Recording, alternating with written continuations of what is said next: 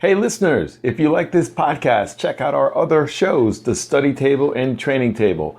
Listen to archived content and in-depth interviews with insiders working with student athletes. It's on our website, www.fredopie.com.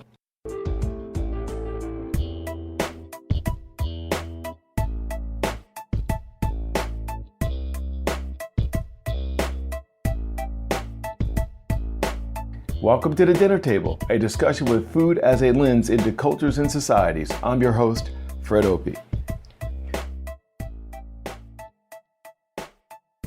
Welcome to the show. Today's episode includes excerpts of a conversation Fred had with graduate students at Boston University studying food and history. Fred talks about how he's developed his own voice as a writer while making his writing accessible to both young readers and graduate students alike. Enjoy the show. First book, Hog and Hominy, when I would go out and do book events, the question that kept coming up is, where are the recipes? And I really regretted that at that time that I didn't include recipes and didn't really think about recipes as a historical document, as anthropology. So this book is really a evolution of my writing, of my thoughts, and my concept of what a book is. That's one part of why the book is written the way it's written. The other aspect is academics in general, just the nature of making it through the academy, whether it's the master's degree or the PhD, is a battle with fighting back insecurity. So what you see is people who write books that are usually their first book is their dissertation, and it's full of all kinds of language to prove to your professor and to your colleagues, no, I'm not as dumb as I feel I am. Trying to protect your ego and you're insecure, you're afraid that people are going to find out you're a fake. So you write in a way that is a response to the lizard brain. This book is an attempt to move beyond that and to write a book that can be used in a class like yours, but also a book that if you're going through Logan Airport and you need a good read for your ride to DC or wherever it is, you'll see the book and go, oh, this is interesting, grab the book. I also make sure that my books are written, and I ask my students to do the same thing. This may sound a little weird to you, but this is the gospel truth. I ask my editors who work with me, people who work for me and not for a press, to edit the book in two ways.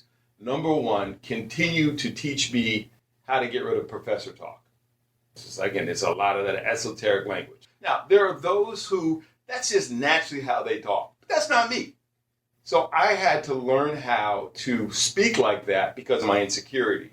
But then after I got out of school and I began to write, I said, I don't want that in there because it's not going to make my work accessible to as many people as I want to. So one of the things I tell my editors is, teach me how to get rid of professor talk. That's one thing.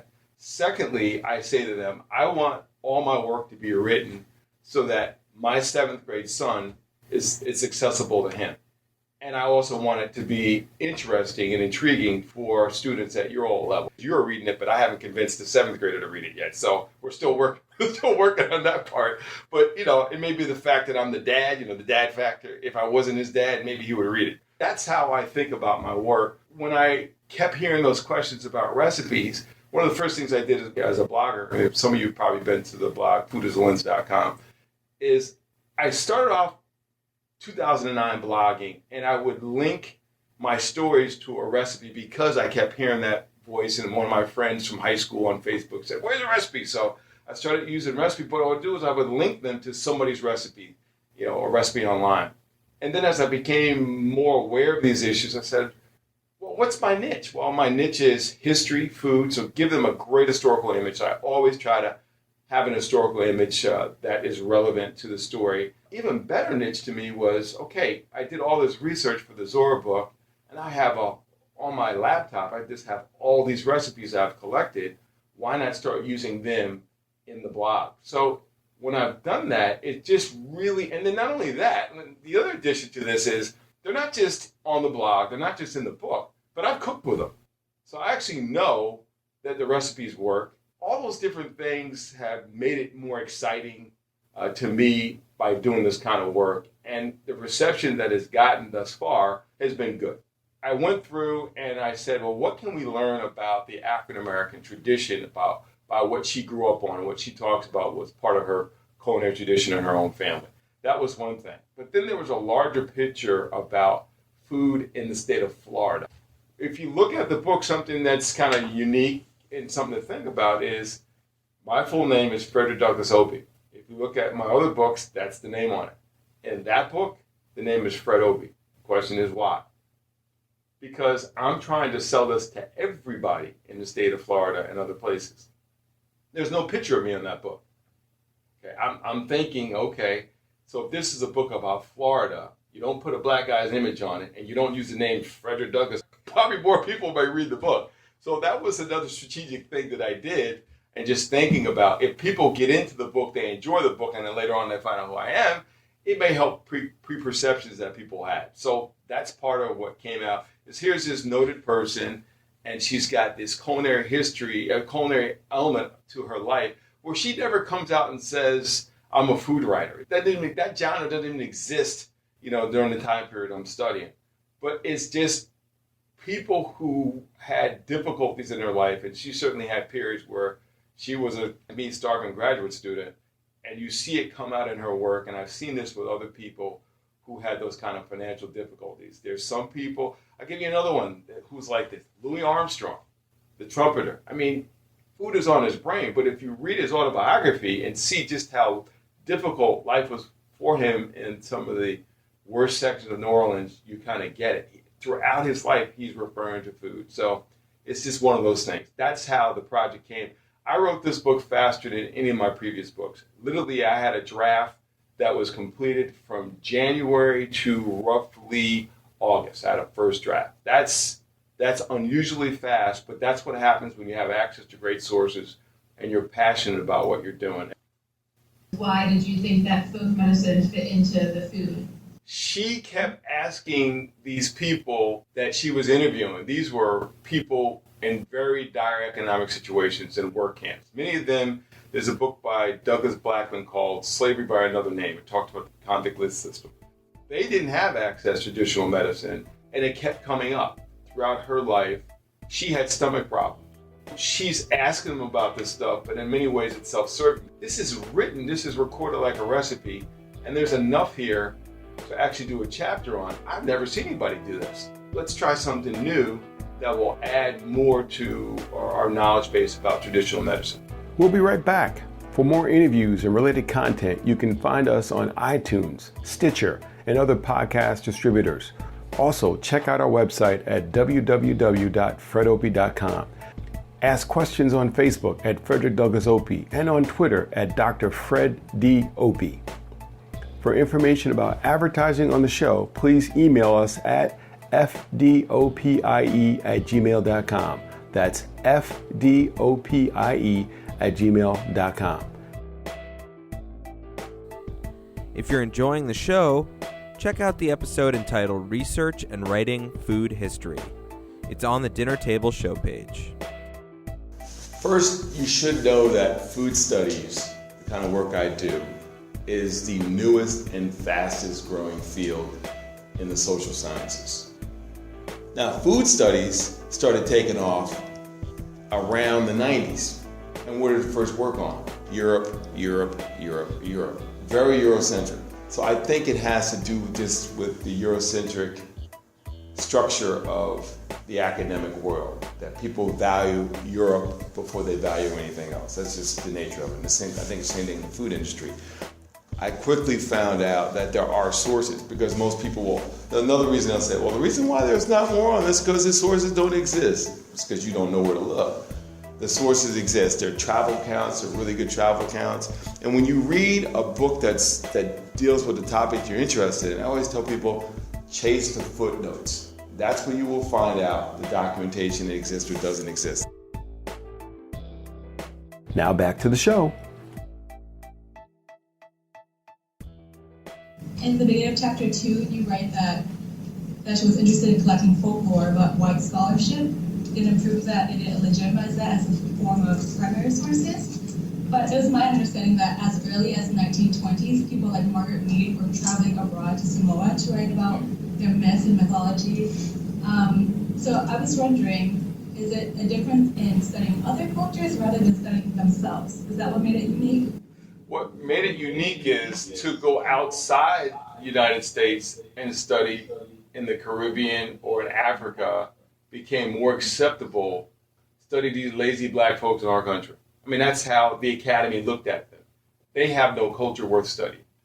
There's a book I did on black labor in Caribbean Guatemala. These are African Americans, Caribbean people who left the United States for Port of New Orleans, Galveston, Texas, Mobile, Alabama, and they go to Central America to work for United Fruit Company. United Fruit Company of Boston, by the way. They have no rights that are respected in the Deep South during the same time period. We're talking 1890s to 1920, 1930. They have no rights that are respected as U.S. citizens. But once they get to Central America, council officials for the U.S. government are respecting them. You know, the old saying, there's no respect in your own hometown. Even when you talk about food studies, it's very Eurocentric, and it tended to focus on Europe. Now the studies have begun to expand and look at different parts of the world, like Asia, like Latin America. But it almost seems that she was like one of the pioneers in doing self-ethnography. Well, it was Boaz that encouraged her to go and do study of African Americans in the South. And nobody else was doing that. So she's first. She would never say that's what I'm doing. She would say, I'm going to study my people. The majority of her work heavily influenced by the field work she did. For me, a lot of what I do, I think, is rooted in that. Hog and Hominy, for example, if you ever read that book, it's the story of African American foodways from Africa before the start of the Atlantic slave trade all the way up into the 1960s, early 1970s, and the discussion of the term soul and the use of the term soul food. The theme that runs throughout is two of them.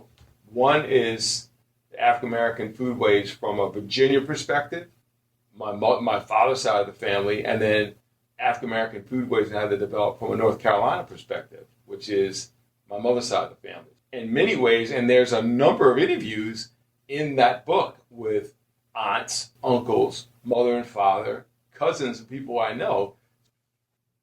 Because it's one of the things that turns me off the most about academia is that academic speak. It drives me crazy, and I just want to speak like myself.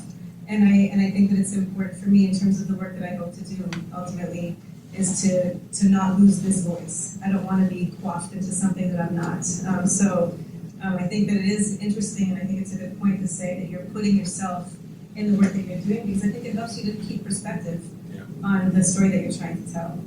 It's not easy to know what you want to do and then be true and authentic to that, because there's still always that insecurity. That lizard brain, I don't think it will ever shut up. I mean, it's always going to be gnawing at you to be something that you're not because you think it's not good enough for everybody around you. But you got to know what you want to do, and you got to know what your niche is, what your art is, and what you contribute to the world. If you maintain that, this is who I am, this is what I do, folks that don't like it, it's not written for you. I mean, that's got to be your attitude.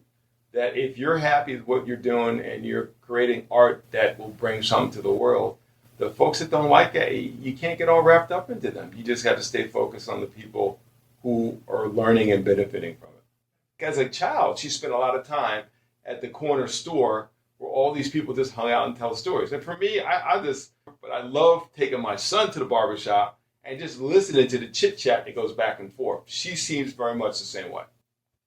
First question you asked about the press, all right? I first tried to get an agent so I could get a more marquee commercial press. I never knew that a PhD would be like the scarlet letter in the commercial publishing field. If I didn't have a PhD and I wasn't a professor, I would have had a better chance. They were very hesitant to talk to me because the assumption is professors are boring. That's just the assumption. This press, they understood, first of all, the fact that I have a blog said something that I wasn't a traditional professor. But they also had some things that I really liked. a traditional academic press restrict you to about 30 photographs. This press required up to 50 to 70 photographs. And I was like, wow, it was like nirvana. Also, the number of books they're going to publish. An academic press, a typical run is going to be something like, I think it's 300 to 500 books for the first run. Their first run is 1,000. Price point. This book is $20. So it makes it, again, accessibility to the general audience. This book I turned in October of 94, and it is published out, ready for us to read in January of 2015. Now, my last academic book, I handed it in. The book didn't come out until December of 2014, almost 2 years. When you're a commercial press, you either sell the book or you're going out of business. So it's a different model, and there are things you need to think about. Now, if you are going to go into the academy and you have to go for tenure, you couldn't use this type of book to get tenure. So my first 3 books are all academic presses to get you tenure, associate level, full. After that, I'm going to write for the audience I want to write to. And so as a full professor, I have that ability. I would even say, if you're an assistant professor and you're starting out, I wouldn't even start a blog, because you're going to be spending time on something that's not going to give you any credit towards tenure and keeping your job. So these are just kind of basic functional things that one needs to know, deciding on what you want to do. You might be an assistant or associate professor sitting on your tenure committee who is 5 years younger than you and as arrogant, as insecure as possible, and going to make your life miserable. Do you want to do that? That could be your situation or circumstance. It doesn't always, but I don't have to plan for, the good parts. Good parts are easy. And you got to know these things, whether you're dealing with a publisher or you decide you want to get a certain job. Every job has parts that are not fun. Every publisher has parts that are not fun. All those things are involved when you think about publishing and what you want to do. Whatever the topic is, start out blogging about it. A blog is literally me taking content from the book, from the research, format it into a great paragraph, and getting it out there. It's no more complicated than that. To check out our podcast archive, suggest show topics, and advertise on the show, and to book me as a guest and/or speaker, visit our website, www.fredopie.com. That's www.fredopie.com. For information about advertising on the show, please email us at fdopie@gmail.com. That's fdopie@gmail.com. Thanks for listening, and be good.